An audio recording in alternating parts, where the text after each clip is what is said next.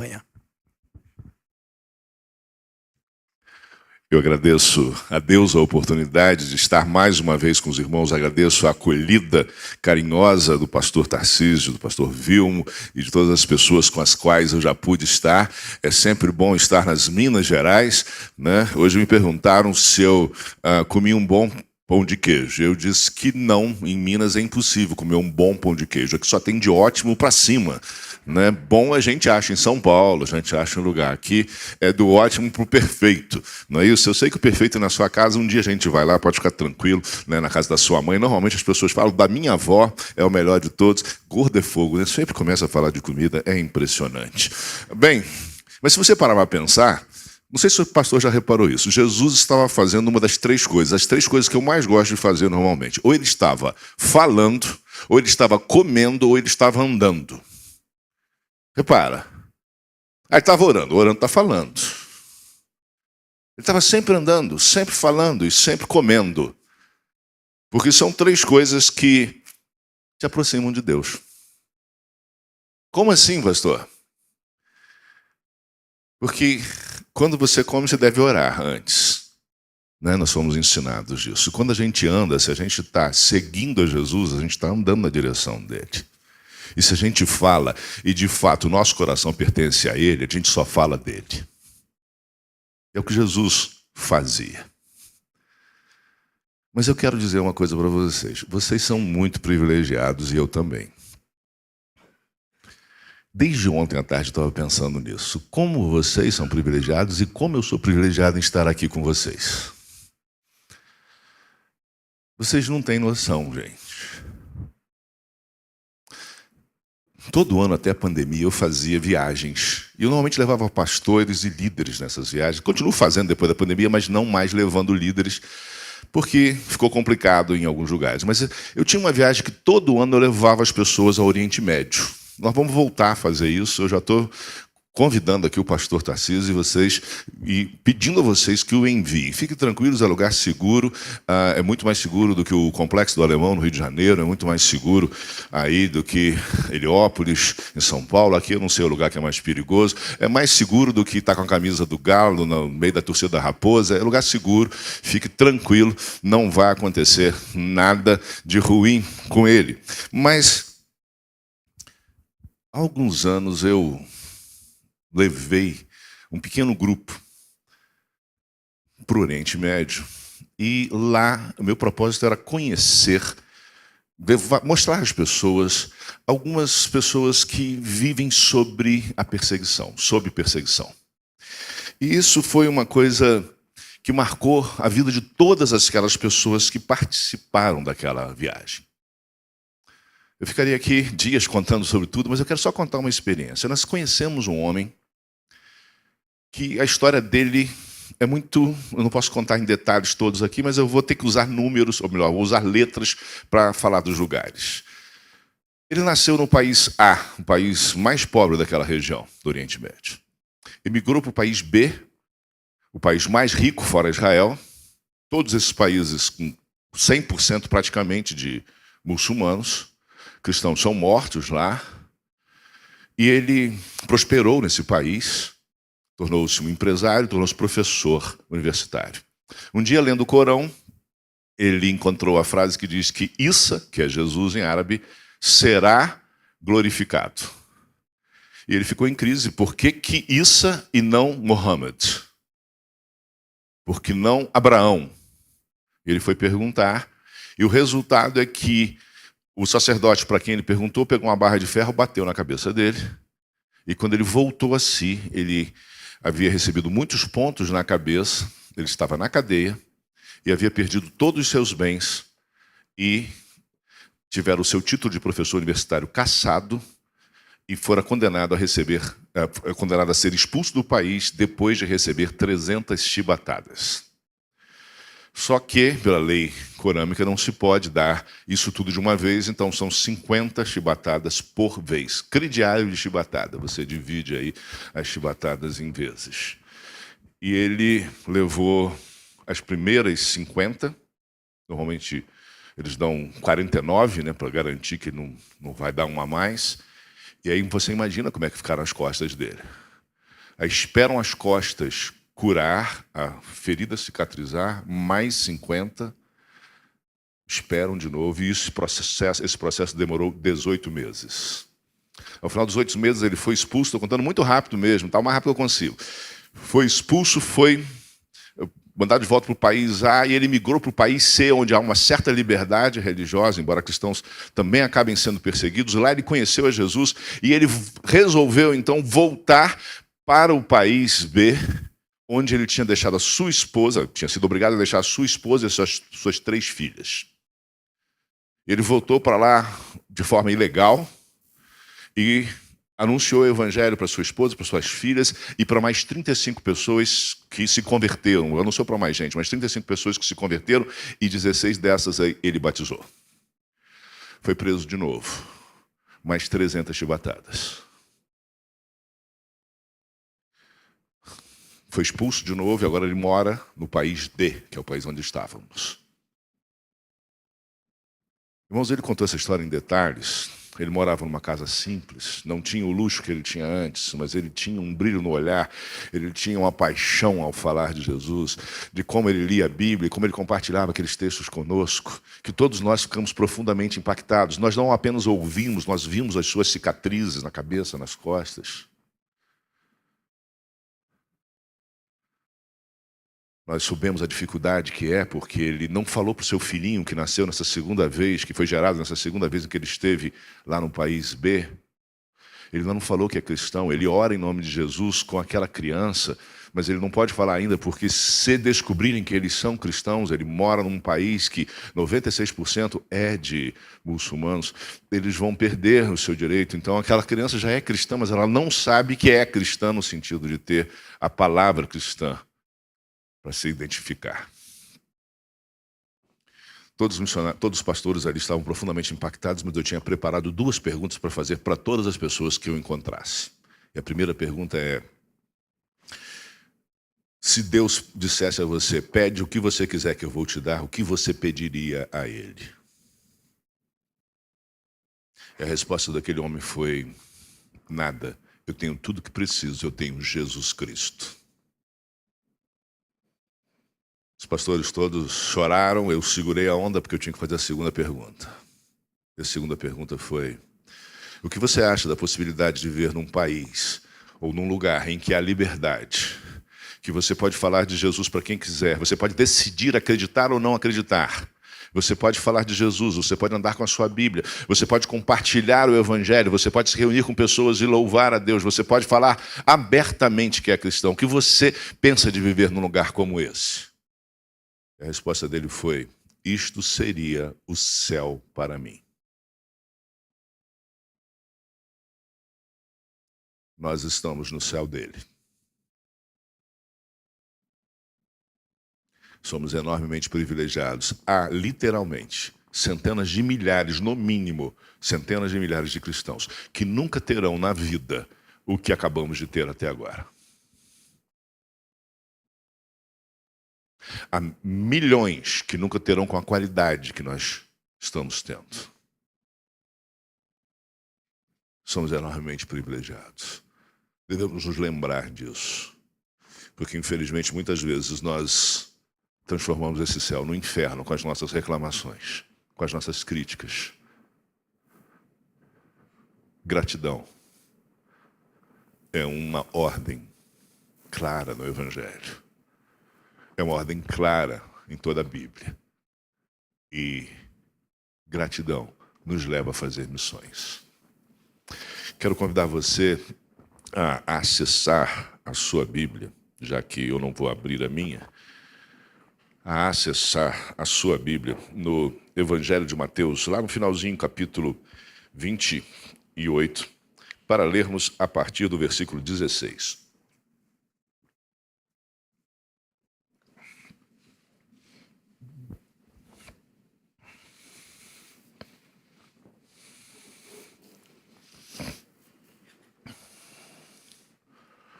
Mateus capítulo 28, versículos 16 até o final. Como diria meu pai, há ainda um farfalhar de páginas, então eu vou aguardar para que abram. Os 11 discípulos foram para a Galiléia, para o monte que Jesus lhes indicara. Quando viram, o adoraram, mas alguns duvidaram. Então Jesus aproximou-se deles e disse: Foi-me dada toda a autoridade nos céus e na terra. Portanto, vão e façam discípulos de todas as nações, batizando-os em nome do Pai, do Filho e do Espírito Santo, ensinando-os a obedecer a tudo que eu ordenei a vocês. E eu estarei sempre com vocês até o fim dos tempos. Esse texto é conhecido como a Grande Comissão. Esse nome foi dado pelo pai de missões modernas, um batista chamado William Carey. Esse homem mudou a forma de fazer missões. Ele resgatou o propósito missionário para as igrejas, não só batistas, mas as igrejas evangélicas de forma geral. E ele criou a ideia das agências missionárias para possibilitar que o alcance seja maior. Lembrando sempre que a responsabilidade de alcançar os outros é individual, é de cada um de nós. É individual também como igreja. Mas quando juntos fazemos o trabalho, nós somos mais eficientes, nós conseguimos andar mais rápido e obter maiores e melhores resultados.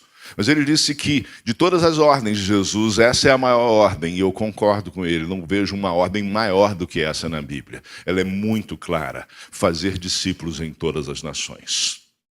E nós estamos imbuídos de cumpri-la neste século. Por isso nós lançamos o movimento CM21, completar a missão no século XXI, completar a missão neste século. Dá para fazer. Se cada um de nós usar o poder que tem, que recebeu quando o Espírito Santo veio sobre cada um de nós, quando nós nos convertemos, nós conseguiremos ver a volta de Cristo na nossa geração. Talvez eu não esteja mais aqui, mas neste século dá para completarmos esta obra. Mas para isso é necessário que nós quebremos alguns paradigmas, que nós quebremos algumas correntes que nos atêm, não nos permitem dar passos maiores. E eu quero te dizer que Jesus nos mostra isso com atitudes e com palavras nesse texto. E a primeira lição que eu tiro desse texto, quero compartilhar 3 lições com vocês, é que o cumprimento da grande comissão é tarefa de todos. É tarefa de todos. Repare que o texto começa dizendo que Jesus mandou que os discípulos fossem a um lugar, um monte, e eles o encontrariam ali. Não é isso que diz o texto no início? Mas quando eles chegaram lá, alguns duvidaram. Se são alguns, são pelo menos 2. E são no mínimo 10. Porque só tinha 11 ali. Então a gente não sabe o número, o que a gente sabe que não é a história de Tomé. A história de Tomé já tinha acontecido, ao que tudo indica. Ao que tudo indica, não, já tinha acontecido. Agora, é muito interessante porque significa que os caras não estavam maduros, correto? Eles ainda eram imaturos. Se fosse eu, na minha falta de sabedoria, eu ia fazer o seguinte: quem me adorou vai para o campo, vai fazer missões, e quem não adorou tem mais 3 anos de discipulado comigo. Jesus não. Jesus botou o povo para fazer missões. Por quê? Porque cumprir a grande comissão independe da sua maturidade. Se você se converteu ontem, hoje você tem que estar cumprindo a grande comissão. Se você se converter agora, daqui a 10 minutos, você tem que estar cumprindo a grande comissão, porque foi para isso que nós fomos salvos. Nós fomos, nos dizeres do apóstolo Paulo, libertos do pecado para sermos servos da justiça, servos de anunciar a libertação, da justiça de Deus. Não da justiça vindicativa, mas da justiça que produz equilíbrio, que produz salvação, da justiça real, verdadeira. É para todo mundo. Eu era pastor na cidade de São Paulo, na Igreja Batista em Perdizes. Eu tinha muitos seminaristas, porque ela literalmente do lado da faculdade teológica. E, eu tenho contado essa história, mas tenho que contar rápida hoje.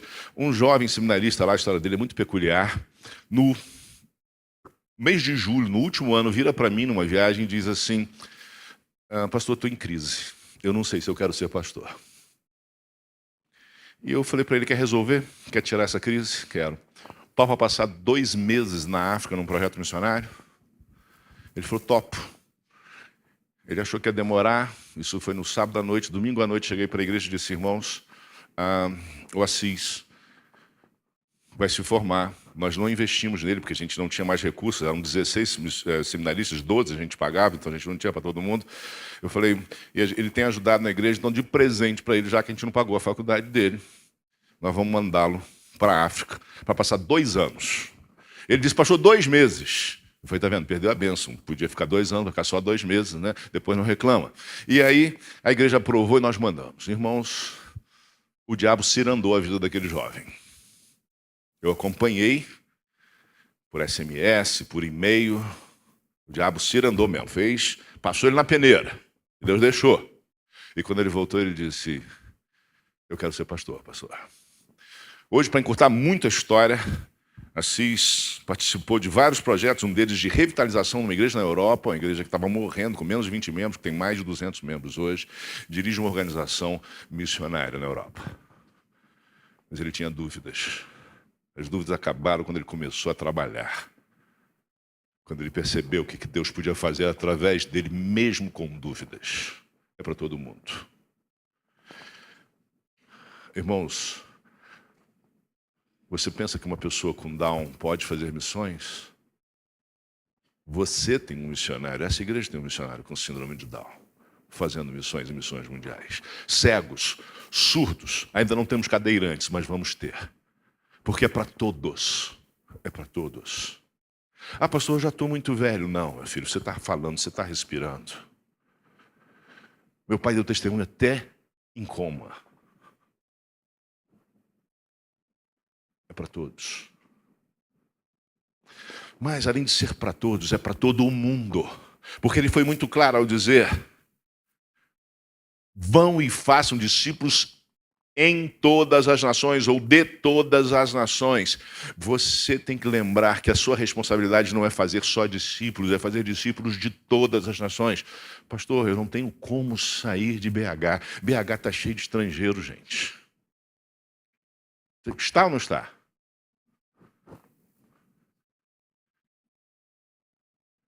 Qual a ação que você tem feito para se aproximar dessas pessoas? Eu não estou criticando você, eu estou tentando lembrar você que é uma possibilidade. Que você pode fazer isso. Porque pessoas que são alcançadas aqui têm influência nas pessoas que estão no seu país. Irmãos, o que está acontecendo na Vila Minha Pátria, que nós começamos lá com missões mundiais e nacionais, nós treinamos toda a equipe, pessoas que estão se convertendo em outros lugares do mundo a partir da evangelização, fruto da nossa evangelização aqui.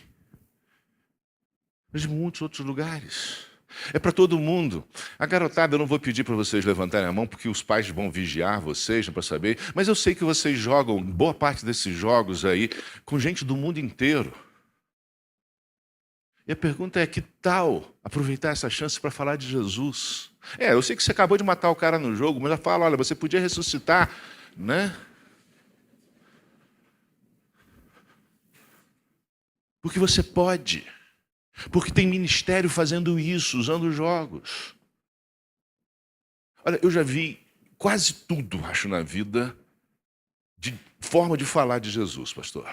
A coisa mais doida que eu já vi foi uma igreja fake para falar de Jesus, um culto fake. Como assim, pastor? Num país árabe, em que há certa liberdade religiosa, você passa na porta da igreja e tem culto o dia inteiro. Você ouve a música, você ouve as orações, tem um guarda na porta, e se você entrar, tem umas 20 pessoas lá. Se você entrar e não for convidado. Mas se você for convidado, quando entrar, só tem um guarda na porta e o resto está todo mundo no subterrâneo, teclando, evangelizando pessoas por chat, alcançando pessoas muçulmanas ao redor do mundo, alcançando milhares de pessoas todos os meses. Aquelas pessoas vivem num lugar, num ambiente de opressão. Elas tentam alcançar os seus vizinhos, mas elas sabem que a responsabilidade delas é maior, então elas tentam alcançar.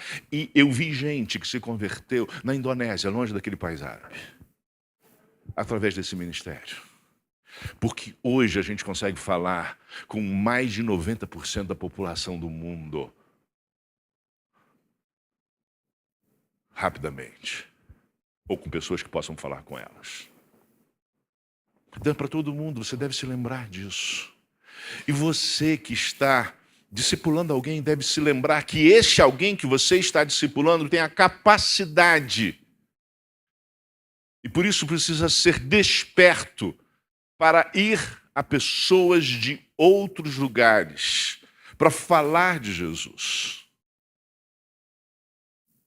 Nós precisamos fazer isso com as nossas crianças, precisamos fazer isso com os nossos adolescentes, precisamos fazer isso com os nossos jovens. Lembrá-los que eles têm um poder fenomenal. Maior poder até do que se pode imaginar para super-heróis. Que é o poder do Espírito Santo para capacitar-nos a cumprir a grande comissão. Eu já falei ontem, vou repetir aqui porque muitos não estavam. Num país, um missionário, só um casal de missionário nosso, assumiu o desafio de falar para 17 povos não conectados. Não são povos não alcançados, são povos não contatados ou não conectados. O que significa isso? É que esses povos não tinham sequer um cristão tentando alcançá-los. Não é que não havia um cristão entre eles, não havia sequer um cristão tentando alcançá-los. Mas aquele casal de missionários, que já tinha tido a experiência gloriosa de falar de Jesus e ganhar pessoas de um povo em que não havia nenhum cristão, assumiu esse desafio, criou um projeto, o projeto Casa Abraão. E o relatório, estou esperando o relatório desse ano, mas o relatório do ano passado, desse ano que eu falo em relação ao ano passado, o relatório do ano passado, que foi de 2022, foi que em 5 anos, sendo 2 de pandemia, dos 17 que não tinha ninguém tentando falar com eles, só 5 não têm cristãos. 6 já têm cristãos espalhados em pequenos grupos, e em 6 já há igrejas. Porque eles entenderam que é para falar para todo mundo. Eles podiam estar e seriam celebrados por isso, satisfeitos por terem alcançado um povo não alcançado e plantado uma igreja forte. Mas eles querem mais, porque eles sabem que Jesus Cristo deu uma ordem de fazer discípulos em todas as nações. Finalmente eu quero dizer para você que, além de ser para todos e para todo o mundo, fazer discípulos em todas as nações é para todo sempre. É para toda a sua vida. Meu pai fez isso todos os dias da sua vida.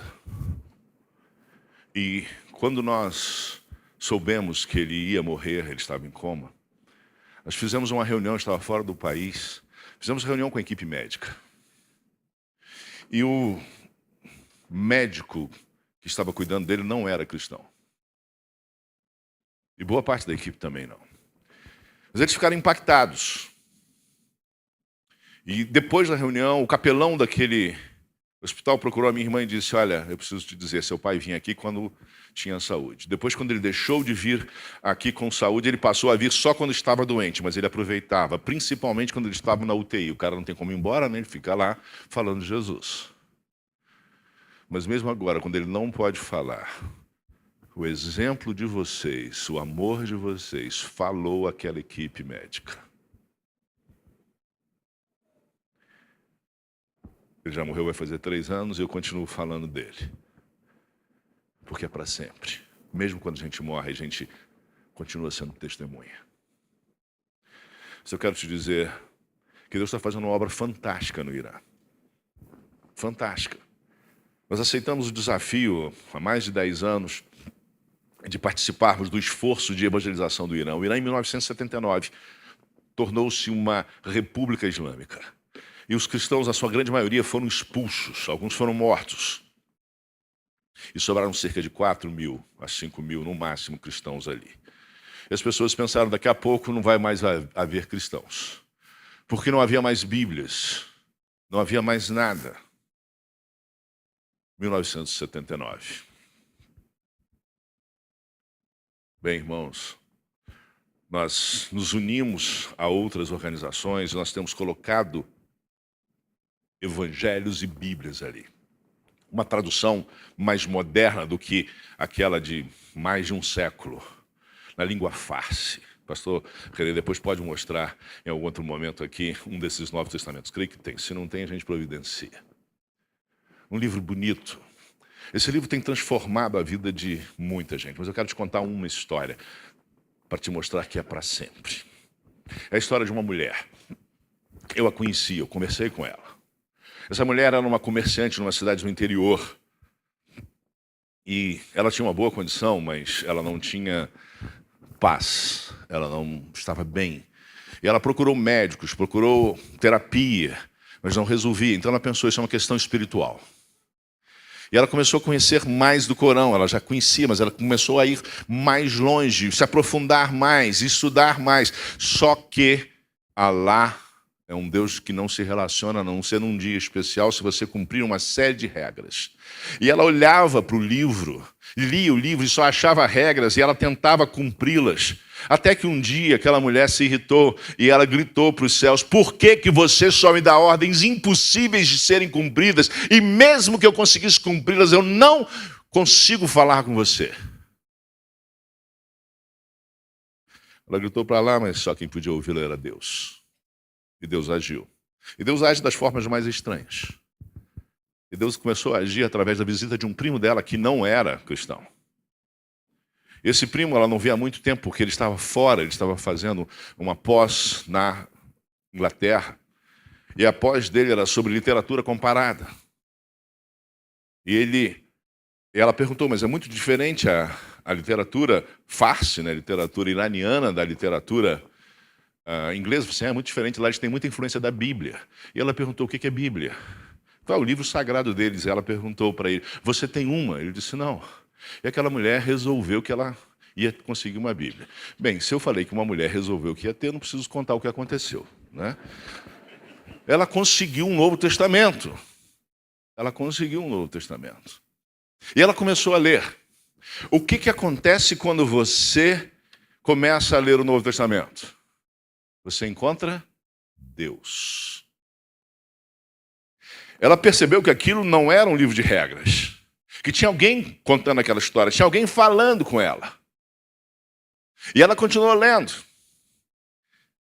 E ela chegou ao segundo passo, porque quando você começa a ler a palavra de Deus, você encontra Deus. O que acontece quando você continua lendo a palavra de Deus? Você encontra Jesus Cristo. E ela chegou naquele texto em que Jesus diz... Peraí, que deu um branco aqui. Mas que diz que nós devemos... ir a Ele. Vinde a mim todos vós que estáis cansados e oprimidos, e eu vos aliviarei. Irmãos, ela não teve dúvida. Lembra que ela era uma pessoa que tentava cumprir as ordens? Até eu encontrar essa mulher, eu nunca tinha percebido que isso é um imperativo. Vinde a mim. Não é, se quiser, venham. Olha, se você achar que é bom, vem. Não, é um imperativo, é vinde a mim. É uma ordem. Ela não teve dúvida. Ela orou dizendo, Jesus, eu estou indo. E no mesmo instante ela conta que ela foi invadida pelo Espírito Santo. E aquela angústia foi embora. E a alegria de encontrar Jesus foi permanente. E é permanente desde então. Eu vou contar uma coisa aqui, não façam doutrina disso, não imitem a mulher. Mas ela continuou, pastor, lendo. Você começa a ler a Bíblia e você encontra Deus. Você continua lendo a Bíblia e você encontra Jesus Cristo. O que acontece se você continuar lendo a Bíblia? Você se torna batista. Sim, aquela mulher chegou no texto em que diz que todo aquele que crê deve ser batizado. Ela deu uma pesquisada na internet como é que era batismo e se batizou. Não é para fazer isso. Deixando bem claro. Mas ela queria, estou só querendo mostrar o desejo dela. E as pessoas à sua volta começaram a perceber que tinha algo diferente nela. E começaram a vir.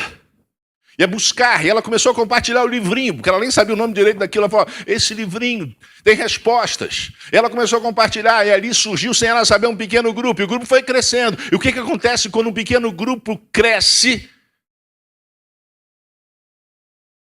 É que não dá para manter sigilo. E ela acabou presa numa operação que prendeu todos os missionários de uma rede parceira nossa. Mas ela não era nossa missionária. Eu não estou pulando um monte de fase da história, mas é o seguinte, ela foi interrogada. Porque ninguém daqueles 81 lá conhecia a ela, e ela não conhecia nenhum. Não tinha nenhuma comprovação que ela fizesse parte de rede nenhuma. Então, o interrogador da cidade dela foi chamado para entrevistá-la, porque a conhecia, disse, por que você, sendo uma mulher de uma família tradicional islâmica, você mesmo, há pouco tempo eu via você lá buscando mais informações. Por que você se tornou cristã? E ela disse, não, eu não sou cristã. Ela, poxa, pastor, já negou? Não, ela não negou. Para entender o que significa cristão para eles, é mais ou menos como eu te disser o seguinte, que se por aquela porta ali entrar agora um jovem trajado com roupas árabes, com aquela barba grande, uma mochila, e ele jogar a mochila aqui, falar algo em árabe, a pergunta que eu te faço é, você vai respeitar crianças e mulheres na frente ou... Mas são os árabes terroristas? São todos os muçulmanos homens-bomba? Não, não são. Mas por que a gente age assim? Por preconceito. Mas por que temos esse preconceito? Porque a mídia, é o que a mídia nos mostra. Mas você sabe o que a mídia mostra para eles? A mesma coisa, só que a gente não percebe. Só que é diferente. Eles veem as séries, veem as novelas. E o que essas séries, novelas e filmes mostram? Pessoas que fazem qualquer coisa por dinheiro, matam a mãe. Parece que tem sempre alguém planejando assaltar um banco. Todo cristão parece que está tentando assaltar um banco nas séries. Pessoas que usam drogas abusivamente. Pessoas que mentem. E ela não era nada daquilo, era alguém que tinha encontrado paz. E aí, o guarda virou para ela e disse assim, não, você não está entendendo, não estou falando de ser ocidental. Eu estou falando de que quem segue a Jesus é cristão. Ela falou, então eu sou cristã, porque eu sigo a ele. E ele perguntou, que tipo de cristã você é? Eu não sei, acabei de saber que eu sou cristã, né? Ele disse, não, tem aqui os ortodoxos, que são a maioria, tem católicos, tem evangélicos. Você falou, eu não sei de nada disso, eu só sei que eu sigo esse livrinho que está aí. Eu falei, então, se você segue o livrinho, você é evangélico. Se ele conhecesse melhor, ele diria, você é batista. E aí perguntou para ele, por que você resolveu ser evangelista? Ela disse, eu não sei nada sobre isso. Ela estava tendo a primeira aula de eclesiologia na vida dela, com um professor muçulmano, parece até alguns seminários que eu conheço. E aí ele explicou para ela, olha, eu tenho que te explicar que evangelista é aquele que fala de Jesus para os outros. Ele está mal informado. Porque todos nós falamos de Jesus para os outros, todos nós devemos. Ela disse, olha, eu sou comerciante. A minha família e meus amigos, a maior parte é comerciante. Quando eu encontro um produto melhor ou um fornecedor melhor, eu falo para eles porque eu quero o bem deles. Como eu poderia deixar de falar de Jesus que mudou a minha vida?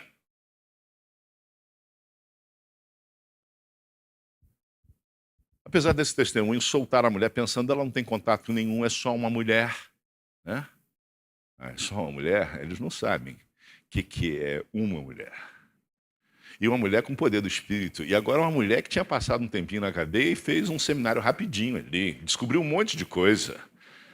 Se da primeira vez ela tentou ter uma Bíblia e conseguiu, agora ela sabia mais rápido. E ela aprendeu, ela é esperta, inteligente, sábia. Sabe o que ela fez? Mudou de cidade, abriu um negócio e plantou uma igreja. Quando ela viu que a igreja estava crescendo, ela deixou para lá, deve ter deixado com o diácono, e foi para outro lugar antes de ser presa. E plantou uma igreja ali. Abriu um negócio, plantou uma igreja. E foi fazendo isso. Até que um dia, Deus falou com ela, em algum momento de oração, que era para ela ir para Teherã e lá ela ia ser presa. E ela foi para Teherã.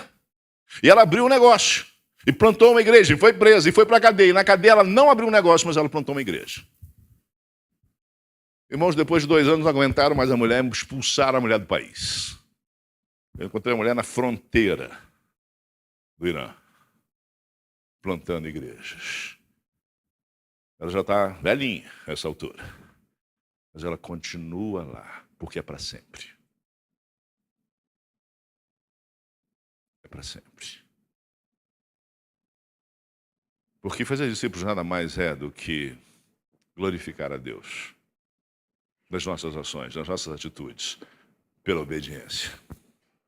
Por isso eu quero convidar você a perceber que você tem um papel. Feche seus olhos, fale com Deus.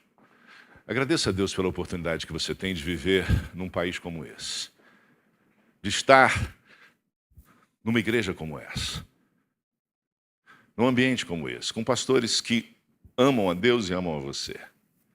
Agradeça e louve a Deus. Mas lembre-se, a quem muito foi dado, muito será cobrado. E você tem um papel enorme. Por isso eu quero convidar você a dizer para Deus: Deus, eu quero ser parte dessa grande comissão. Eu sei que ela me inclui. E isso significa que eu preciso participar, orando, contribuindo e indo. Se você fez essa oração, eu quero orar por você. Levante a sua mão onde você está, por favor, em nome de Jesus. Amém, amém. Deus abençoe vocês. Deus abençoe. Deus abençoe cada um de vocês. Deus abençoe. Deus abençoe. Nós vamos orar. Pai bendito, nós te louvamos, nós te bendizemos, porque o Senhor é bom. Porque o Senhor tem cuidado de nós, porque o Senhor tem nos agraciado com tanta sorte de bênçãos, Pai, e nós te louvamos por isso. Nós agradecemos a existência dessa igreja, a liderança do pastor Tarcísio, do pastor Vilmo, de outros pastores que aqui participam, de outras pessoas que não são pastores, Pai. Agradecemos a vida de cada pessoa que participa desta igreja, Pai. E nós te bendizemos. Mas agora, Pai, eu quero agradecer pela oportunidade que nós tivemos de cultuar a Ti. E agradecer a Ti as vidas que hoje tomaram decisões de se comprometer ainda mais com esta obra. Pai, ministra a ação do Teu Santo Espírito sobre a vida dessas pessoas de forma ainda mais clara, capacitando-as, tornando-as ainda mais ousadas no compartilhar do Evangelho, ainda mais cheias do Teu Santo Espírito. É em nome de Jesus que oramos. Amém.